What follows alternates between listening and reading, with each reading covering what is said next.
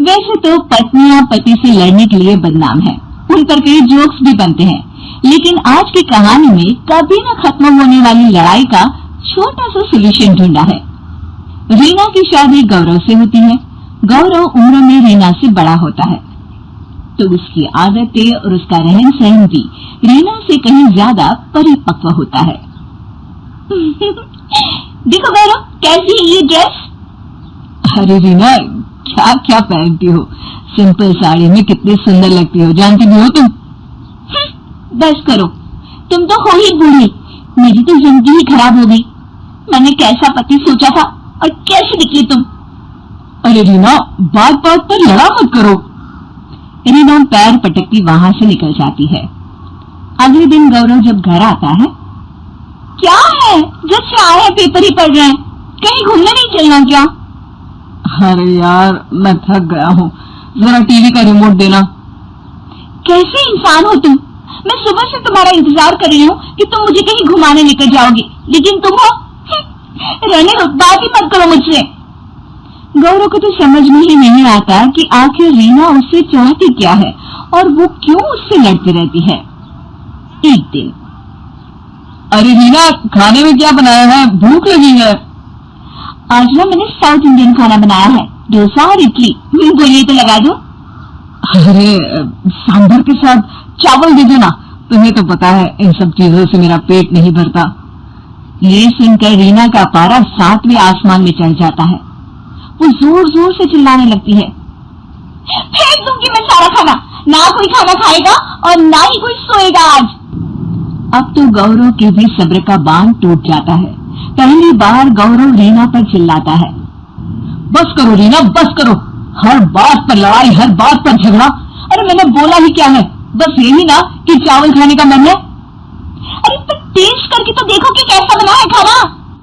अरे तो ये बोलती ना कि टेस्ट करके तो देखो, मैंने कब मना किया? जब देखो तब लड़ाई, अब क्या खाना भी तुम्हारी पसंद का ही खाओ। इतना कहकर गौरव वहां से निकल जाता है। अब क्या था, कभी न बोलने वाले गौरव के मुंह से इतनी बात सुनकर रीना का पारा हाई हो जाता है।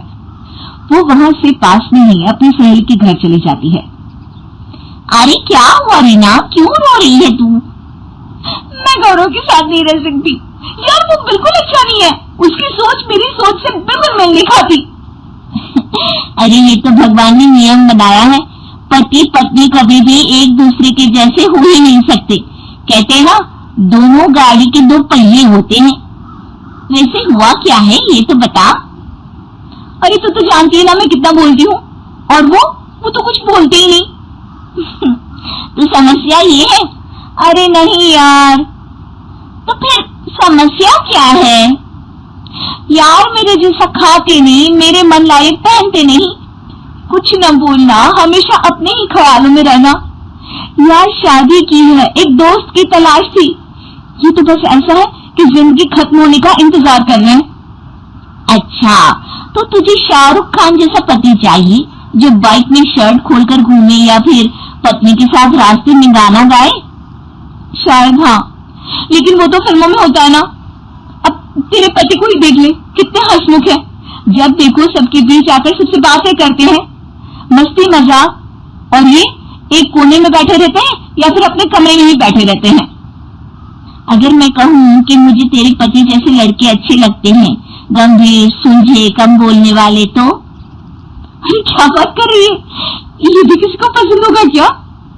क्यों नहीं, मुझे नहीं अच्छा लगता, वो मेरे किसी भी सहेली के सामने आकर मजाक करने लगते हैं, हर वक्त बोलते रहते हैं। अरे मर्द तो शांति अच्छे लगते हैं। अब तो रीना के पास बोलने के लिए कुछ नहीं था, वो समझ रही थी कि उसे जो मिला वो किसी का सपना हो सकता है। तभी उसकी सहेली उसे कहती है, देख रीना, कभी दो संतों को बात करते देखा है, शांति से एक दूसरे के सामने बैठे रहते हैं, दोनों बात नहीं करते लेकिन फिर भी एक दूसरे को समझ जाते हैं। मैं तो यही कहूंगी कि तू अपने पति के मन को समझ, पहले समझ फिर समझाने की कोशिश करना, समझी? अब रीना को बात समझ आ गई थी। वो घर आकर गौरव के गले लग जाती है। गौरव कुछ कहता पर रीना उसे चुप कर देती है। अब आप जैसे हैं वैसे ही रहिए, मैं आपके साथ हर हाल में खुश हूँ।